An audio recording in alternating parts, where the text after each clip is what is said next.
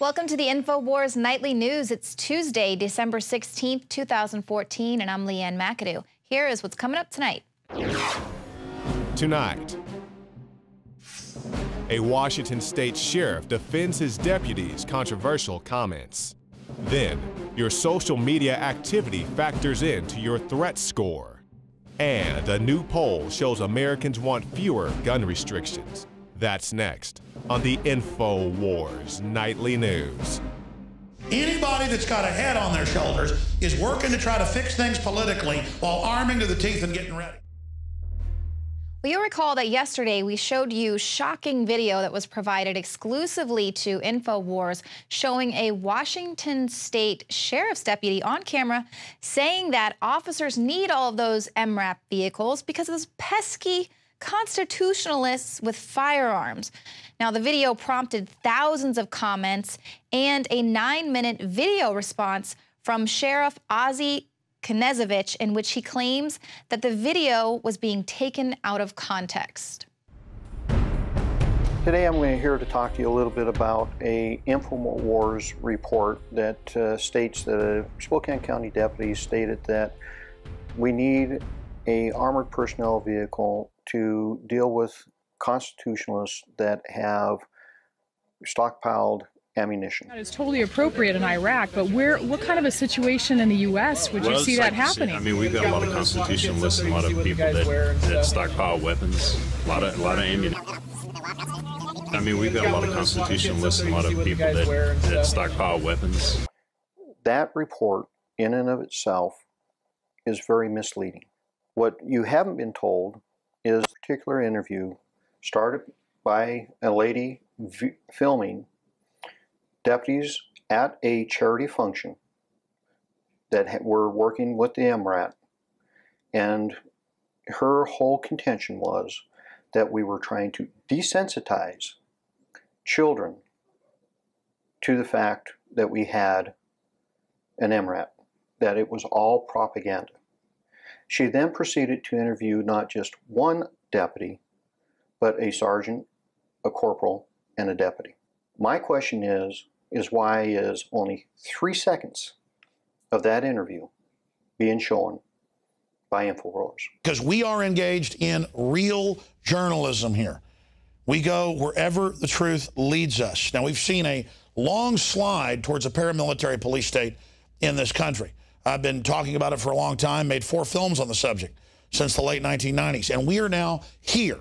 They've gone from denying that this is happening to admitting it. The Department of Homeland Security is working with law enforcement to build a domestic army because the federal government is afraid of its own citizens.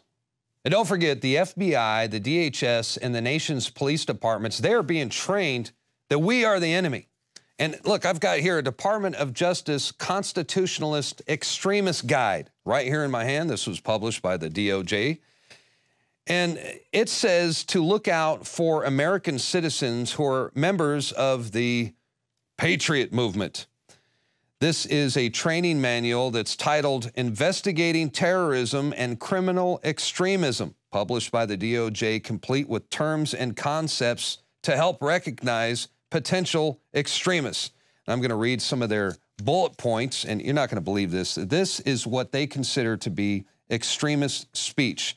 Anyone who talks about black helicopters, well, they are obviously prone to conspiracy theory beliefs, and they should be monitored and considered a threat, according to the DOJ. If you talk about the Bilderberg Group or the Trilateral Commission or the CFR, you are a threat. Anyone who talks about the Illuminati or the New World Order, well, you're a threat. And if you stockpile food, water, and weapons, you might be an extremist, according to the United States Department of Justice. So rather than apologize for the comments made by his deputy, the sheriff essentially blames InfoWars for daring to report on this story and saying that this video was taken out of context, that the quote was taken out of context, even though it speaks for itself. The video in its entirety speaks for itself. He said exactly what he meant. There was no way to spin that. We let him say what he said. So joining me now is Washington State Republican Representative Matthew Shea, who was appalled when he was presented with this video. What did you think when you saw the initial video with the sheriff deputy saying that they needed these armored military vehicles to deal with constitutionalists with firearms? Absolutely appalling. It was actually unbelievable that somebody would say that on camera. And immediately I looked at the whole video. It's very clear that this is in context. In fact, I don't even know a context or a situation where such a statement would ever be justified. So it was very appalling to me and to all of our community here in Spokane Valley, Washington. A lot of people are up in arms right now and asking the sheriff what on earth he is thinking and what his policies are that would lead a deputy to be so comfortable saying that in a public place like that and what he's going to do about it.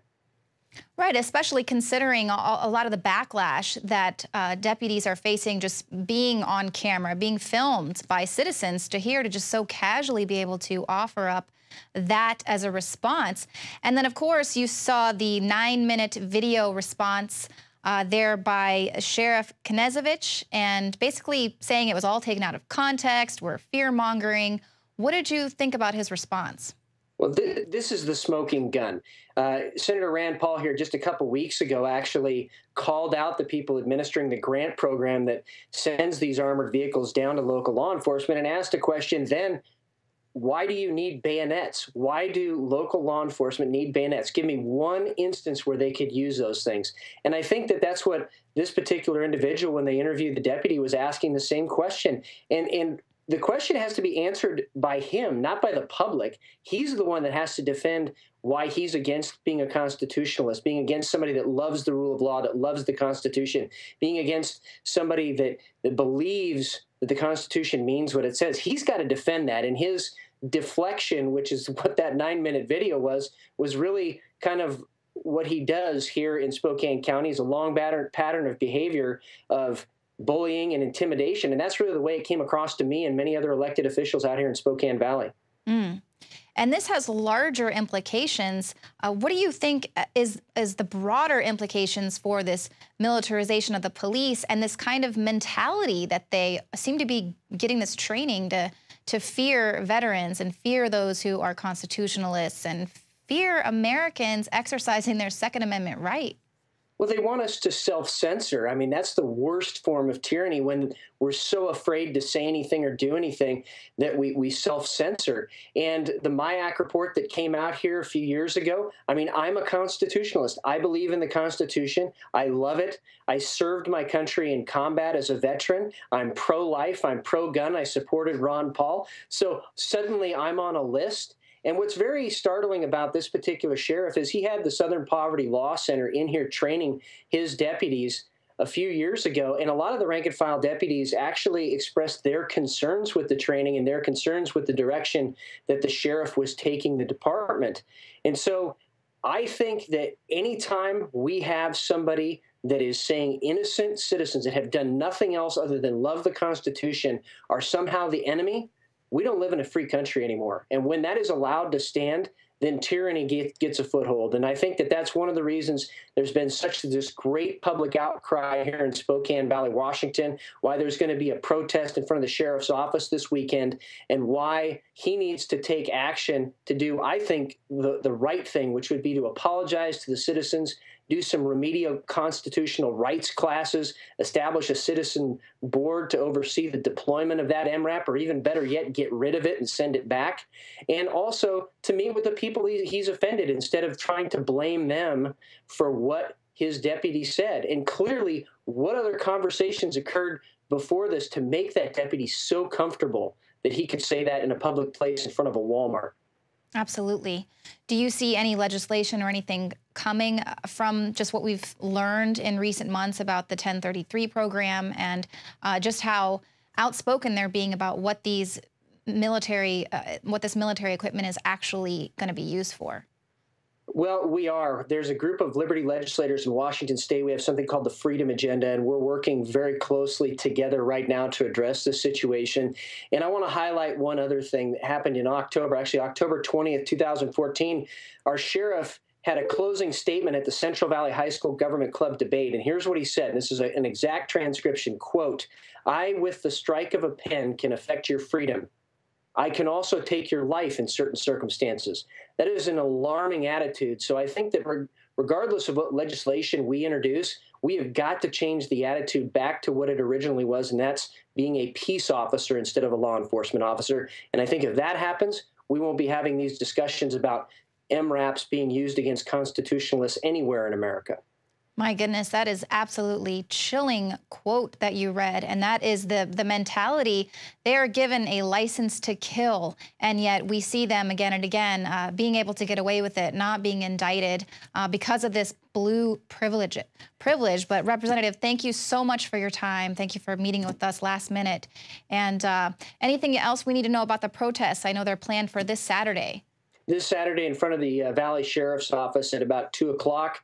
And so far, the response has been overwhelming, so I expect a very good turnout there. A lot of elected officials are talking about attending as well. So I think this is a broad rejection and repudiation of how the sheriff is handling this entire situation. Absolutely. Well, thank you so much for what you're doing. We'll speak soon. So should you be concerned if you're not one of those armed constitutionalists? Well, yes, considering that the police are now shooting people just because they feel threatened. What does that even mean? How do you even measure a threat level? Well, now police are using a new application that combs through all of your social media posts to determine your threat level. Law enforcement authorities have utilized an application called Beware since 2012. It takes just seconds to crawl billions of records in commercial and public databases to assign a threat rating to an individual, green, yellow, or red. It can scan residents' online comments, social media, and recent purchases for any warning signs. They'll use commercial, criminal, and social media information, including any comments that could be construed as offensive, and all of these things contribute to the threat score. Homeowners who don't trim their trees can also be targeted as well. So, of course, this has red flags everywhere. Not only is this setting up a society for pre-crime, but there's all sorts of opportunities for this to fail. What if the system doesn't update if a person moves out of their home and a new person with a different threat level moves into that home? We've already seen SWAT teams throw a flashbang grenade into the crib of baby Boo Boo because they didn't realize that a baby was in the home. They did that mistakenly, and they got off scot-free when they threw a flashbang grenade into a crib that blew a hole in a baby's chest and face and put scars all over his body. So, of course, something like that could happen if they're using this to determine someone's threat level and it's not updated. And, of course, if you get pulled over, now cops are going to be able to assess your threat level before they even step out of the vehicle. So this just gives us another reason to worry about being scared by a trigger-happy, too-scared cop. But what also constitutes an offensive or threatening post online? People have been in jail for posting rap lyrics. So this is all, it's incredibly chilling. And the sheriff saying that constitutionalists are the biggest threat to America really doesn't fly with the facts and the reality that Americans are 9 times more likely to be shot by police officers than terrorists, and 5,000 people have been killed by police officers since 9/11. Now, according to a recent PBS poll, an overwhelming majority of Americans now favor gun rights. And this was a poll that was run by PBS, the government-funded PBS, might I say. And this was on the 2-year anniversary of Sandy Hook.